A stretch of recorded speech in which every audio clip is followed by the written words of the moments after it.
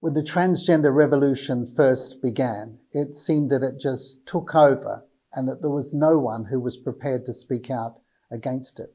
But now we're seeing the rise of a gender-critical movement.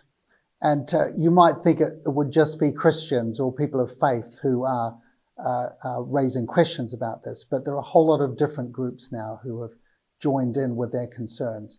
The first significant group are radical feminists who have been labelled TERFs, trans-exclusionary radical feminists, by transgender promoters.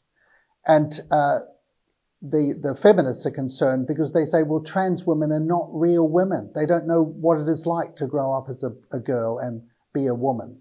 And so they've got concerns about it. There's concern coming from some lesbian and gay groups as well, who say that some people with transgender at least are simply lesbian or gay. So they're raising questions about it, and it's splitting the whole LGBT movement. The second group of concerns come from those who are concerned about women's protection, particularly in places like prisons or in women's refuge or in public lavatories and so on. And the idea that people who are not biologically women are able to come into these situations. And some of them, sadly, carry with that the potential for abuse as well.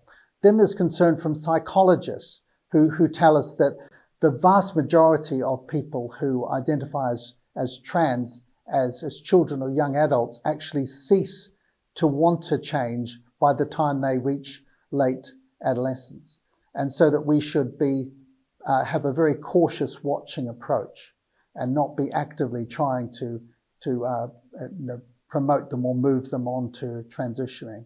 And there are also psychologists who are concerned because they're having people who've been through hormone treatments and even surgery who are then wanting to detransition and who regret what's actually happened to them.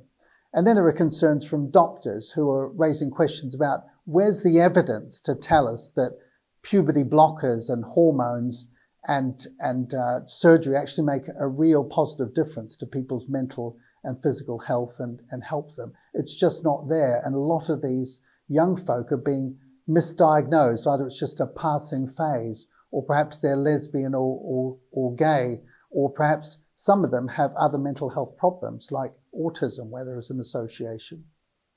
So all these groups are concerned about the whole transgender moment and what we would classify as gender critical. And then, of course, there are other groups, politicians amongst them, who are concerned about the undermining of civil liberties, and that granting certain freedoms to the trans lobby is actually undermining the reasonable freedoms of others, and that there needs to be a balance. So the gender critical movement is now very broad. Lesbian and gay groups, lesbian and gay groups, radical feminists, psychologists, people who are concerned about women's protection, doctors, legislators, politicians. It's not just Christians and people of faith. There's a rising tide of concern.